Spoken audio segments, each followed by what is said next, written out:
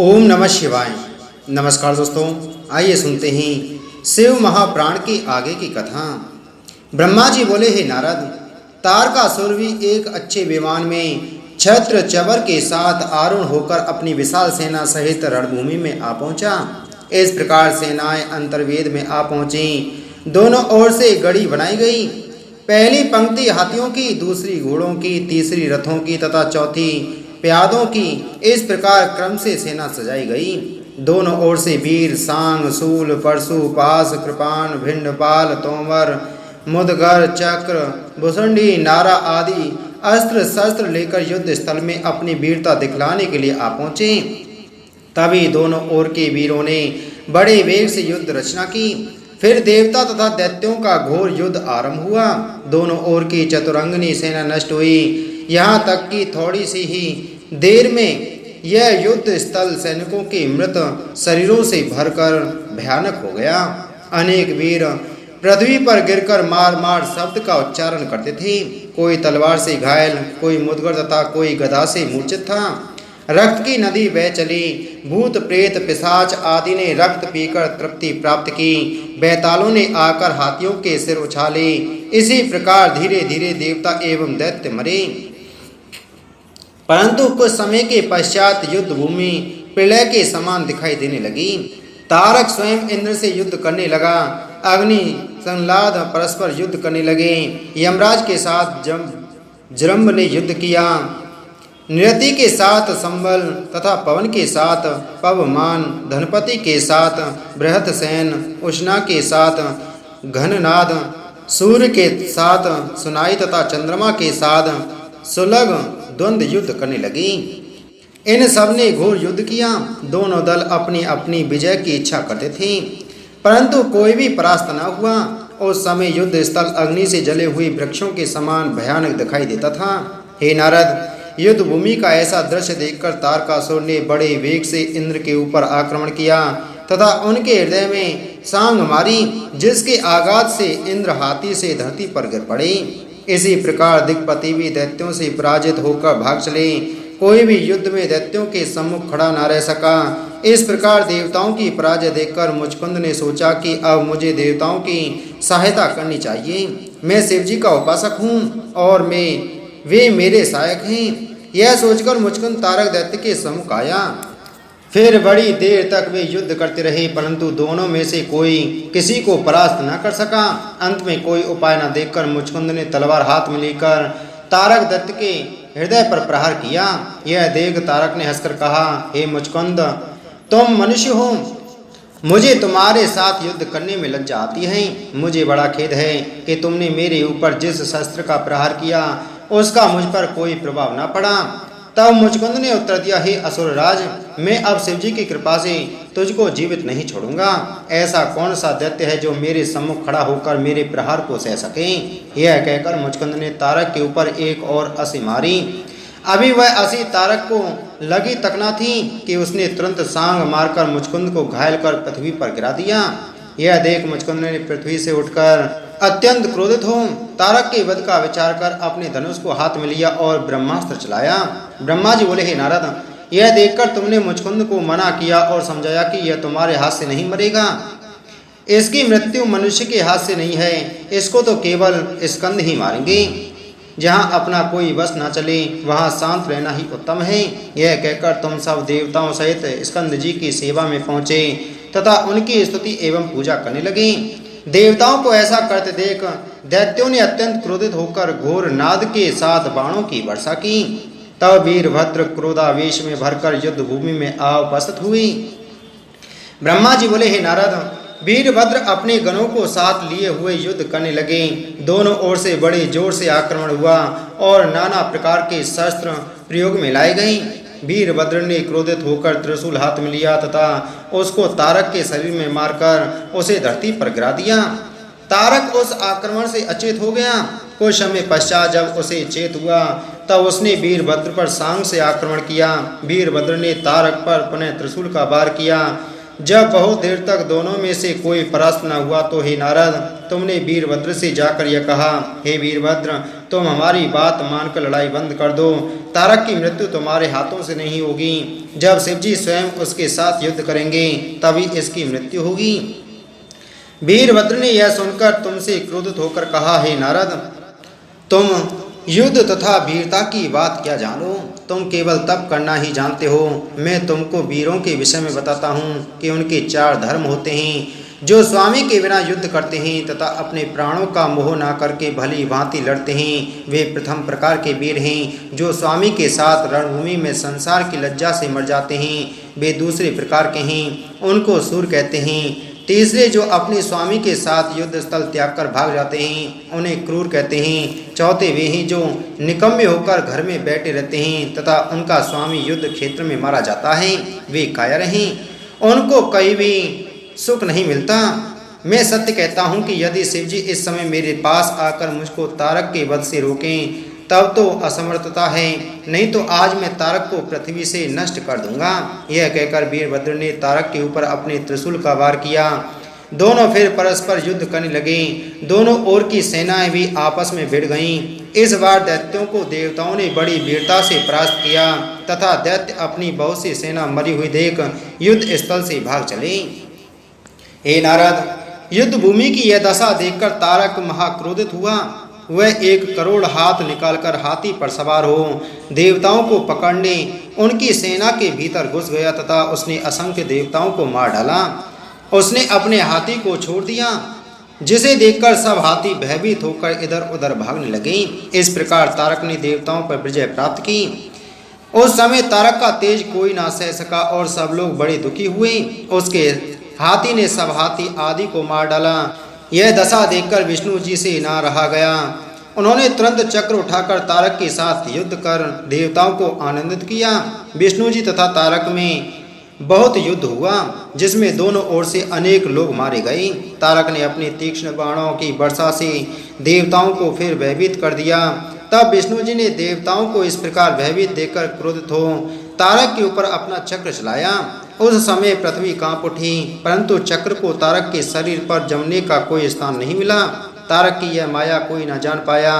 अतः वे युद्ध स्थल से भागकर स्कंद के पास जा पहुंचे तथा विनय के साथ भयभीत हो इस प्रकार बोले, हे स्वामी, हम आपकी शरण में आए हैं।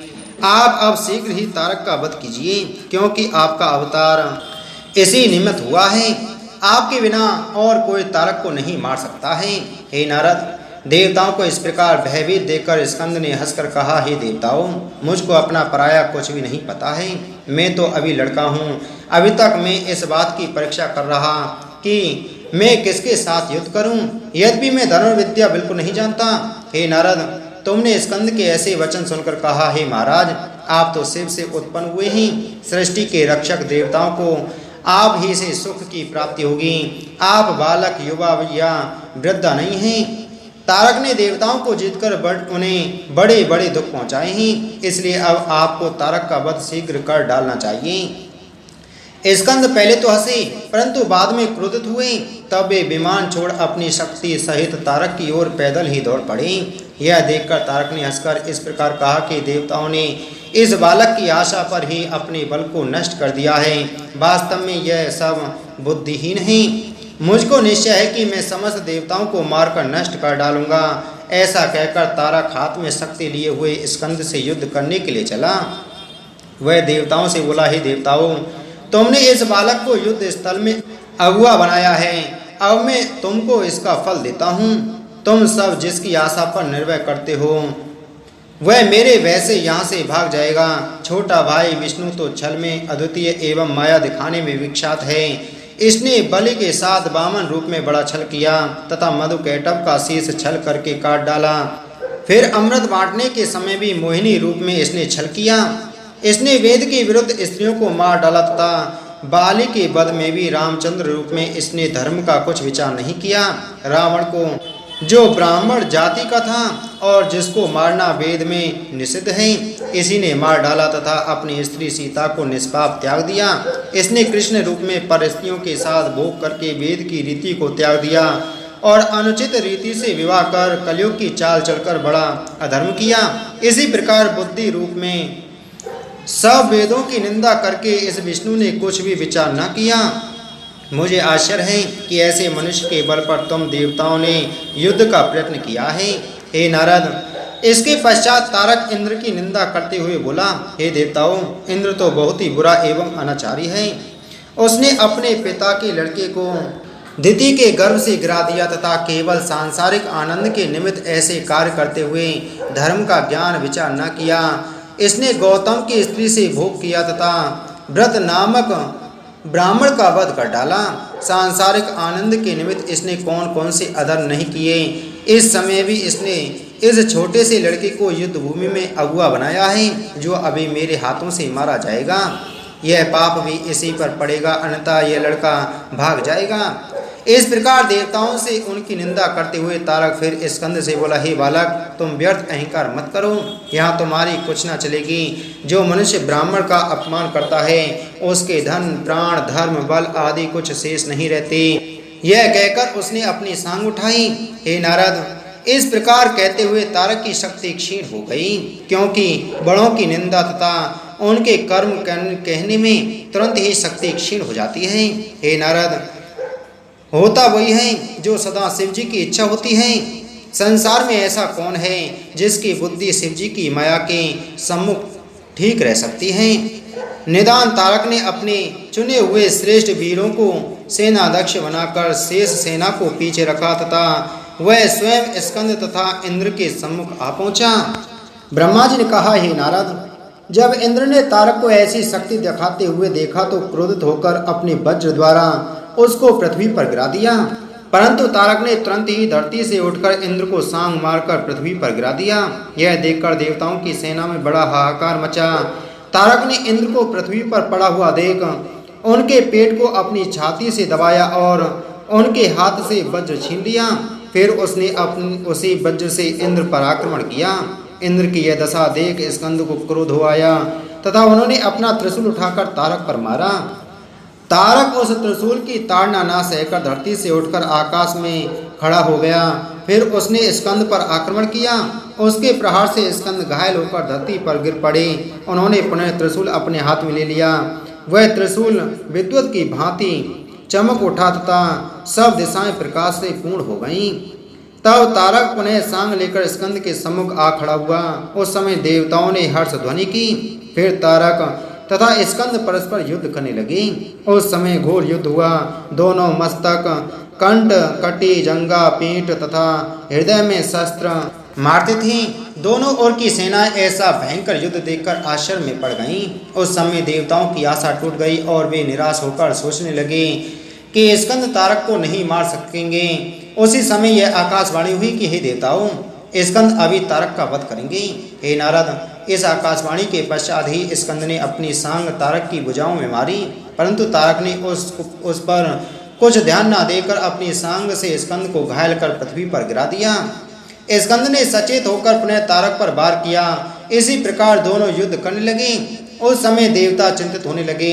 सूर्य का प्रकाश क्षीण हुआ, वायु थम गई, नदी पर्वत तथा वनों से भयंकर शब्द होने लगा। पृथ्वी कांपने लगी जैसे भूकंप आ गया हो तथा अग्नि देवता शांत हो गई।